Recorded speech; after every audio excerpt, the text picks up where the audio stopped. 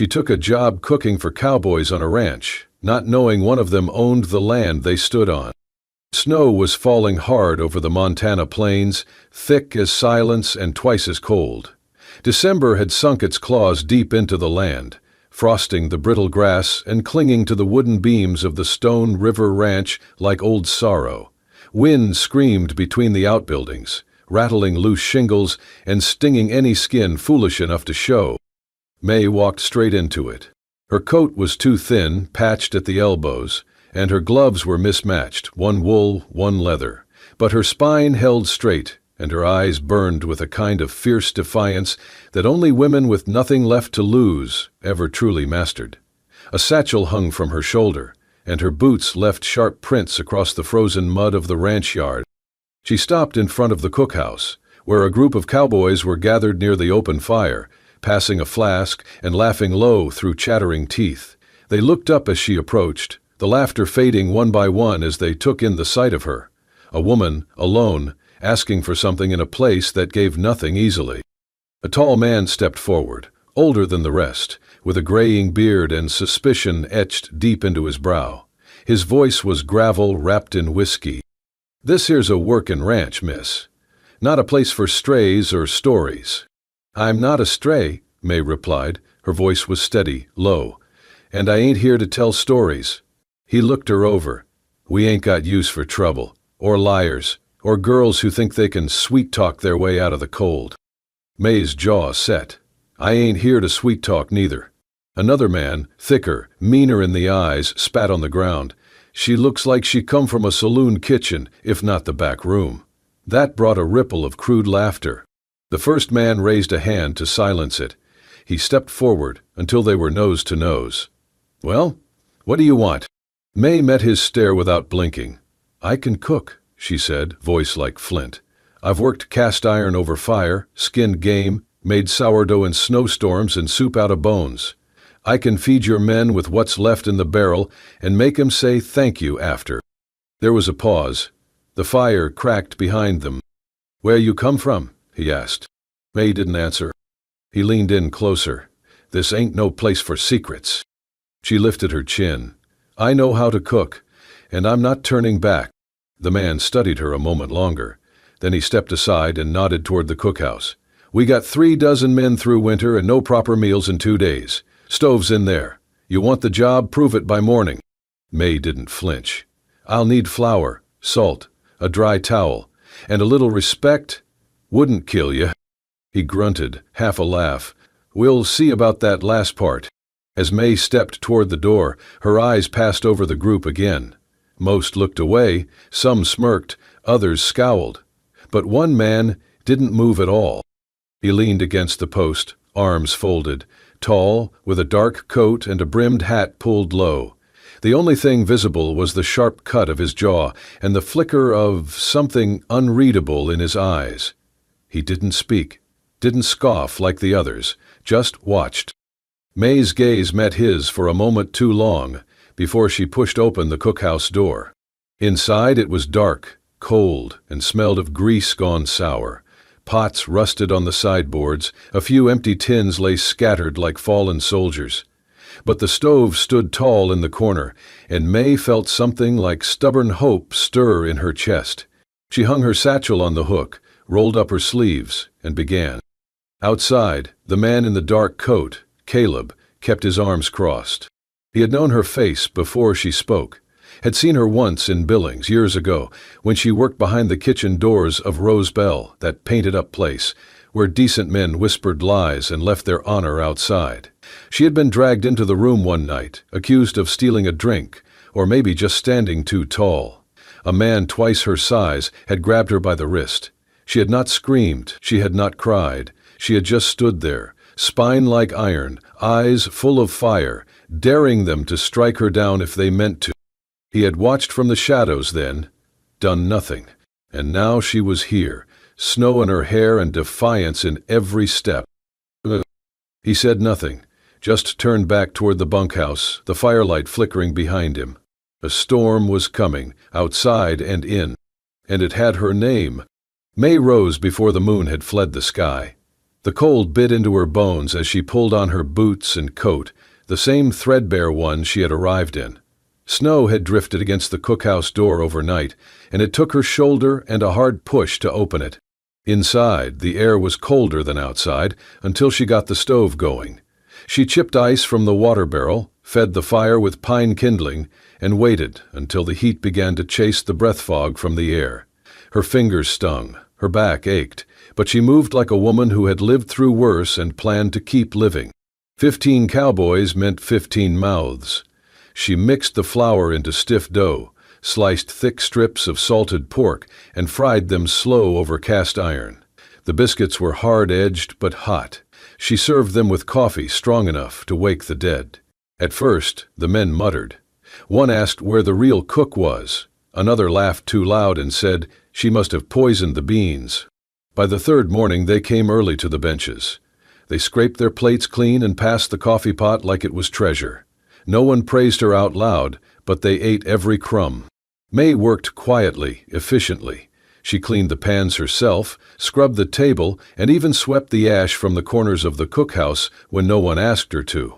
Caleb was always there before the others. He never said much.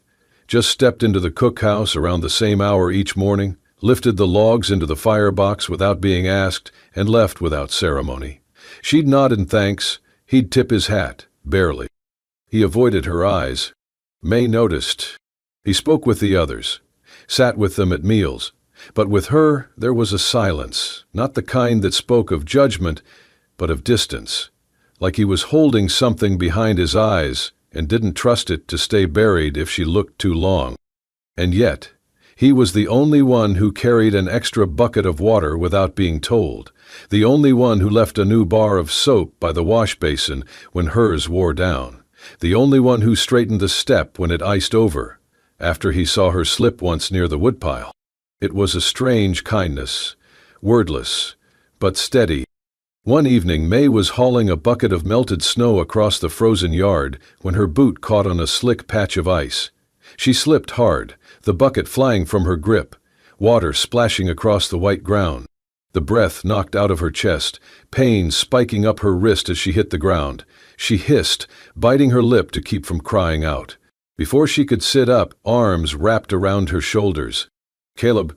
He had crossed the yard in seconds, faster than she thought a man could move. "You all right?" he asked, voice low. May blinked.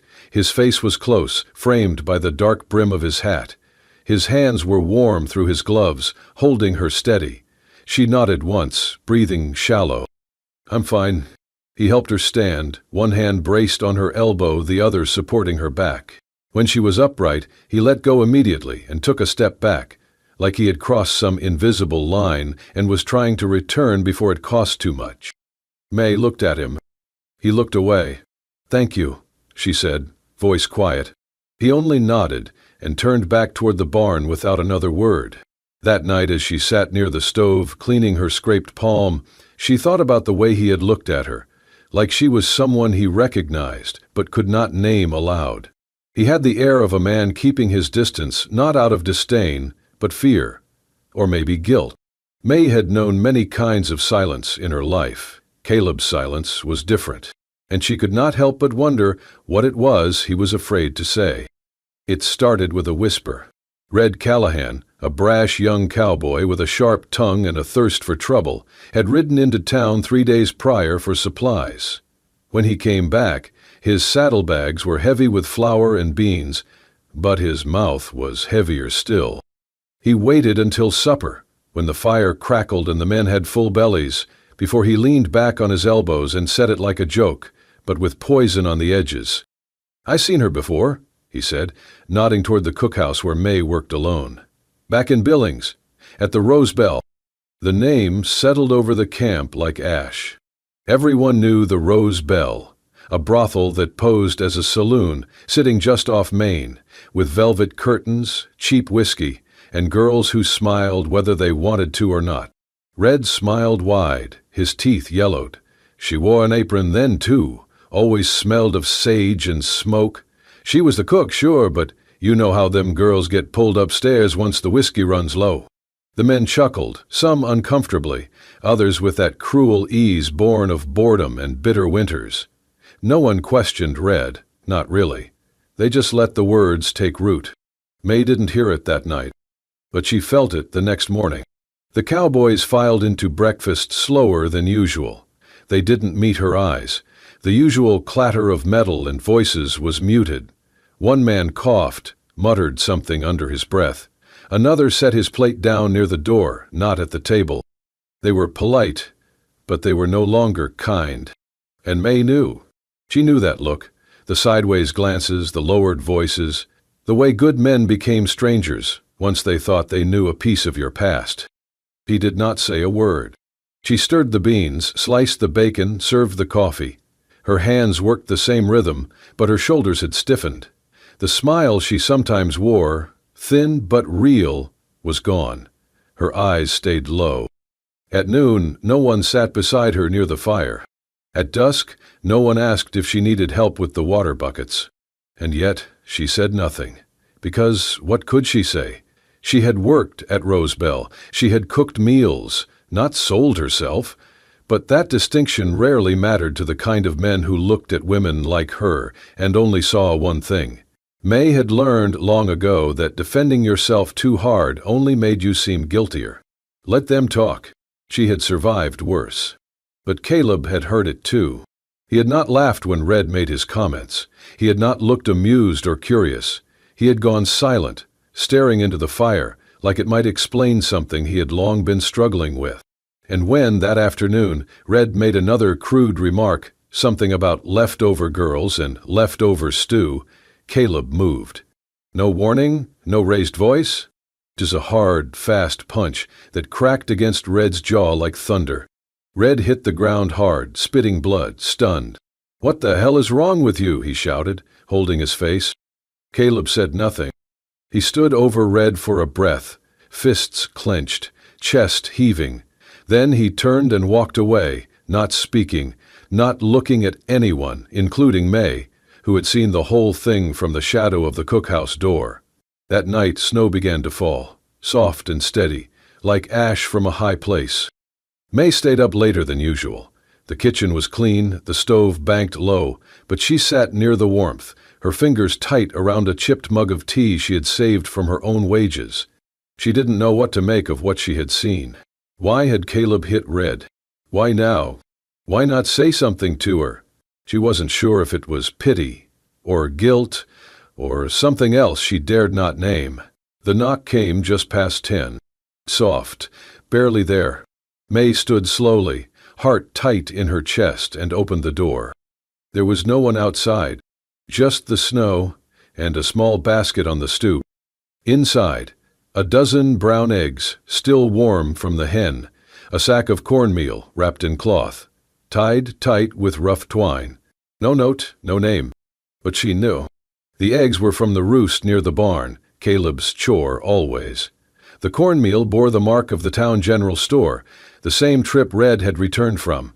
Caleb had gone too. May knelt in the doorway, brushing a flake of snow from the edge of the basket. Her breath came out in clouds. The wind didn't bite as hard as before. She picked it up, cradled it close, and stepped back inside. For the first time in days, she let herself smile. Just a little. She didn't understand him, not yet. But maybe she didn't have to. Not tonight. Tonight, someone had remembered her worth, quietly, without demand. And that was enough. The fire had long since gone out, but Caleb could not sleep. He lay on his cot in the bunkhouse, eyes open to the dark, listening to the wind thread through the gaps in the wall like a whispered warning. Outside, snow drifted over the plains, soft and soundless, but inside his chest, memory burned like a brand. He could still see her 3 years ago, at the Rose Bell in Billings. That night had never left him.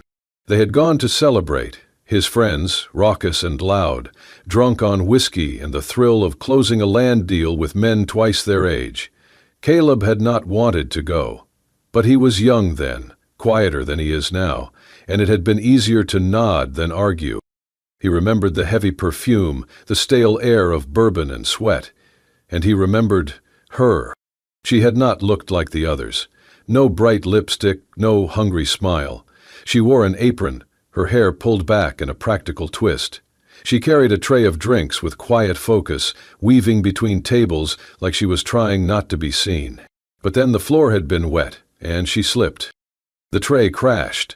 Liquor spilled. One of the older men, some big-name merchant, had roared with rage. "You filthy saloon tramp," the man spat. "Think dressing like a lady makes you one?" Another man grabbed the strings of her apron and yanked. She staggered. Her hands shook, but she straightened. Her eyes, he never forgot her eyes, looked right at them, unflinching, defiant. And he did nothing. Caleb had stood there, his fists clenched, his mouth full of sand. He was 23, just old enough to know what was right and too cowardly to do it. He saw her then. He remembered her now. The same woman who now rose at dawn to cook meals for men who wouldn't meet her gaze, who scrubbed the cookhouse with aching hands, who never asked for thanks. Caleb sat up, swung his legs over the side of the cot. The wood was cold beneath his feet. He pulled on his coat, stepped into the wind. He walked slowly across the snow-covered yard toward the cookhouse. The light inside was dim but still glowing. He knew she stayed up late, fixing what could be mended, salvaging what others would throw away. He crouched and laid a bundle of dry wood on her stoop. No note, no knock. But tonight he did not walk away. He stepped behind the red brush growing near the edge of the wall and watched through the faint opening in the canvas curtain. She sat near the stove, mending the frayed shoulder of her work shirt, her brow furrowed with focus, her fingers careful and quick. There was something reverent in her stillness, like the world had always hurt her, but she still met it with quiet dignity. Caleb felt shame rise again, thick and bitter. In her he saw everything he had once lacked: courage, pride, survival. He had stood by once. He would not do it again. Inside the cookhouse, May paused. She stared at the flame for a long moment, then backed down to her needle. Her shoulders tightened. She remembered him. She had seen him that night in Billings, not just standing there, but watching and choosing silence. She had not hated him for it, not exactly, but she had resented the hope, brief and foolish, that someone might speak for her when her own voice had been drowned out. And yet, since she had come to Stone River, it was Caleb who helped her lift the heavy water pots, who chopped extra wood for her fire, who left things without ever asking for thanks. He never said a word, but he never walked away either.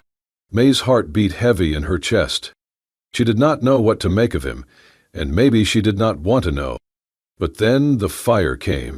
That same night, as snow began to fall in heavier flakes, a gust of wind from the north swept through camp. Someone had stacked dry timber too close to the rear of the cookhouse. A stray ember from the stove, too small to notice, caught the pile. Within minutes, flame roared up the wall, crackling like fury set loose. Yelling broke through the night. Men scrambled. Someone banged on doors. But May, exhausted, had fallen asleep on the cot near the stove and did not stir. Until Caleb came. He did not wait. He crashed through the smoke, pulled his coat over her, lifted her in his arms and turned his back to the fire as it licked down the wall. Sparks caught on his sleeves. The heat burned his cheek. But he held her close and did not stop. When she awoke, coughing against his chest, her eyes opened to find his face, so close, so raw.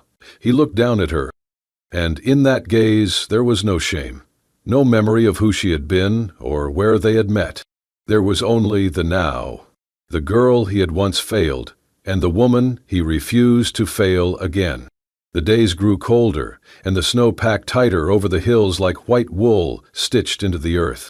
Each morning, before the bunkhouse stirred, Caleb came to the cookhouse. He would mumble something about needing coffee or checking the firewood, but May knew the truth. His eyes always drifted toward the small, black kettle on the back burner, the one she filled with leftover soup from the night before. Every time he came in, his hand would hover, just for a breath, then curl around the warm handle of the tin cup she had filled minutes before. Huh? He never thanked her aloud. She never pointed out that it had been poured before he arrived. It was a strange peace, unspoken, but not unnoticed. May had begun keeping a small ledger tucked under the flour sacks, not for numbers, but for memories. Her mother's handwriting, once scribbled on scraps of linen, now faded from age, was slowly being copied by May's own calloused hands into neat, determined lines.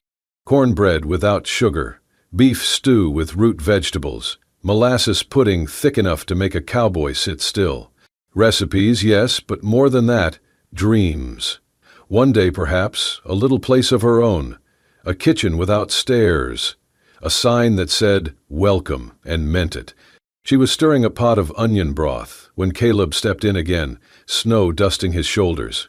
"Coffee's hot," she said, not looking up. He nodded, moved toward the counter and picked up the tin cup already waiting. Steam curled from the rim. He sipped, quietly.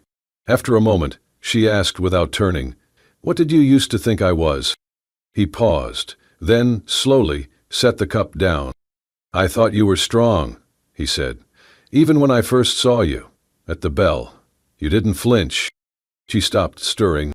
He added, quieter, "But I also thought I was afraid." "Of me?" she asked. "Of myself?" he said. "Afraid of what it said about me, that I stood there and watched, afraid I was no better than the men who laughed." The silence that followed was not cruel. It was heavy with history. Then he said, "I've thought of that night every day since." She turned, finally. Her eyes found his. "Why tell me now?" "Because I owe you more than soup and split wood." May stepped forward, wiping her hands on her apron. "Is this what you do, carry guilt and hope it turns into redemption?" Caleb winced. "I do not know what I am doing. I just know I want to be something better than I was." She studied him, the man who had become less of a mystery and more of a question. And maybe that was why she asked, gently, "So who are you now, really?" He hesitated, then exhaled slowly. "I am Caleb Stone." May blinked. "Stone? As in Stone River Ranch?" He nodded. "My father owns it. I was raised here, but I left after the war. Came back last spring and asked him not to tell the men who I was. I wanted to work, not be handed something I didn't earn." May's face went still. "So all this time," she said, voice low, "you've been watching from behind a mask." "No," he said, stepping closer. "I've been trying to earn your truth with mine." She shook her head, backing away. "You men, you all wear faces, pretend to be better than the last, but you're still watching, still deciding what a woman is worth based on her past." "Not you," Caleb said. Her breath hitched. "Then why lie?" "I didn't lie," he said softly. "I just didn't lead with a name that never fed a horse or built a fire." She looked away. Outside, the snow had stopped, but the cold pressed closer. May turned back to the stove, stirred the soup again. Caleb waited. Finally, she ladled some into a bowl and set it on the table. "It's hotter than before," she said, "but it cools fast." He sat, slowly, took the spoon in hand, and with a gentleness she hadn't expected, he said, "So do most things worth waiting for." May said nothing, but she did not leave the room, and she did not turn away. The dawn was a pale smear across the snow, barely breaking the long shadow of the ridge, when May packed her things into a canvas satchel. Her hands moved in practiced silence, folding her one spare apron, tying a scarf around her hair, tucking the leather-bound cookbook beneath her arm. She left the fire untended, the coals cold from the night before. Her boots crunched softly as she crossed the frozen yard. The bunkhouse was still quiet. Even the horses had not begun their restless stamping, just wind whispering, like regret. May paused by the cookhouse door, her gaze sweeping the porch where Caleb sometimes stood before sunrise, pretending to sip coffee. There was no sign of him. She let out a breath. Her heart didn't ache. It burned, like something was being torn from bone. Inside, the shelves still held her jars of pickled onions, her spices wrapped in waxed paper, a loaf of bread cooling too slowly to matter. But it was not hers. It never had been. This had always been someone else's ranch, someone else's fire. She left her key, just a bent nail on a string, hooked beside the stove, and she walked out. Caleb did not sleep that night. Snow had started falling again, dry and restless, flitting in thin flurries that caught in his hair and melted down the collar of his coat. He stood outside the dark cookhouse for hours, watching the smokeless chimney, the still windows. He had said nothing when she left, not because he did not want to stop her, but because he knew how many men had tried to trap her in soft words. He would not be another. Instead, he stayed up, hollowed by silence, thinking of everything he should have said and never did. The fire in his chest was not just guilt.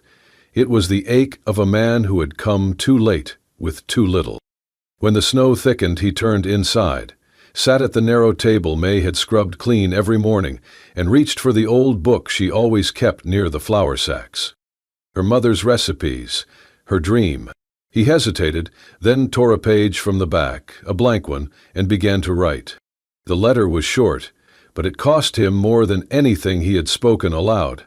If I were someone else, if time could be rewound like a reel of thread, I would be the man who knelt to wipe that floor for you, not the man who watched and turned away. You stood taller than I ever have. You still do. I do not ask you to forgive me, only to know this. When you stepped into my fire, it was the first time I felt warm. Caleb. He folded the letter carefully, slid it inside the front cover of her cookbook, and left it on the edge of the kitchen table, where she would not miss it if she ever came back. But he did not expect her to. Not after everything. May found the letter on the third night. She had made it only as far as the boarding house in town, her savings enough for 1 week's cot and cold tea. The cookbook had been tucked into her bag, unread, unopened, until now. She had been trying to rewrite a new soup on the last page when she felt the thin edge of paper slide free. She unfolded the letter slowly, read it twice, then pressed it to her chest and closed her eyes. Outside, the snow howled against the thin window panes. Wind screamed like a storm without end. But inside her, something softened. Not the pain, that would take time, but the belief that maybe, just maybe, not every man was too late. Some just needed a fire they could not ignore. The sun spilled gold over the Montana plains, soft and slow, warming the wood beams of a small building nestled beside the old trail, once used by cattle drives, now leading to something gentler. A carved sign swayed above the door in the breeze. May's table. The front porch was wide, with benches where old cowboys smoked their pipes and kids giggled over biscuits with jam. Inside, the air always smelled like cinnamon and smoked pork, and the walls held shelves of books and jars of preserves. The long wooden counter held a fresh pie every morning, and behind it, always, was May. Her hands were firm, her laughter easy now. She no longer flinched at raised voices or loud boots. She wore her apron with pride and kept a painted tin by the window, labeled Dreams, where she taught local girls to save what little they had for something that mattered.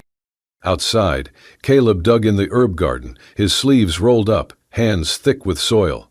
He spoke to the basil like an old friend and trimmed the tomatoes with the care of a man who knew what it meant to start over. He still did not speak much, but when he looked at May, it was without shame or shadow. Every Saturday, children from the village gathered by the back door. May taught them how to knead dough, how to tell when the oil was too hot, how to laugh when flour landed in your hair. She told stories while she stirred the stew and never once mentioned the past, unless someone asked. Sometimes travelers would stop in. A stranger, catching wind of the place, would lean across the counter and ask, "Ma'am, you sure do cook like you've been doing this forever. Where'd you learn?" May would wipe her hands on her apron, glance at Caleb as he sliced onions behind her, and smile. "I used to cook for drunks who never knew my name," she'd say, "but now, I cook for a man who looks me in the eye." And that was enough. No one asked again. The day of their wedding was small. The meadow was quiet, lit by late spring sun, wildflowers nodding in the breeze. May wore a dress she had sewn herself, nothing fancy, just cream linen and a blue ribbon Caleb had found washed up in an old drawer. He wore his best shirt and his quiet smile. They stood beneath a crooked oak, with 2 witnesses and a preacher who barely cleared his throat. But the Wong moment lingered longer than any sermon. At the end, Caleb reached into his coat pocket and pulled out a handkerchief. Not lace, not silk, just soft cotton, embroidered with one word in faded red thread. Forgiven. He tied it gently around May's wrist, like a vow that needed no voice. She looked up at him, her eyes bright with something that had nothing to do with tears. "Thank you," she whispered. He shook his head. "No," he said. "Thank you for staying when I gave you every reason not to." They turned together toward the trail, hand in hand, sunlight catching the embroidery on her wrist. They had no need to run anymore. They had built something that could not be burned, not by fire, not by shame, not even by memory. And that was the beginning of everything. Thank you for joining us on this journey, through the smoke of old kitchens, the silence of regret, and the quiet grace of redemption. May and Caleb's story reminds us that the past does not define who we are, but what we choose to become, that love, real love, does not ask for perfection, only truth, and the courage to stand beside it. If this story moved you, there are more waiting in the wild.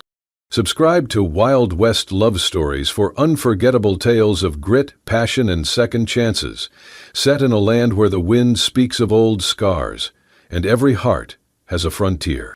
Hit that subscribe button, ring the bell, and ride with us, where love ain't always pretty, but it's always worth it.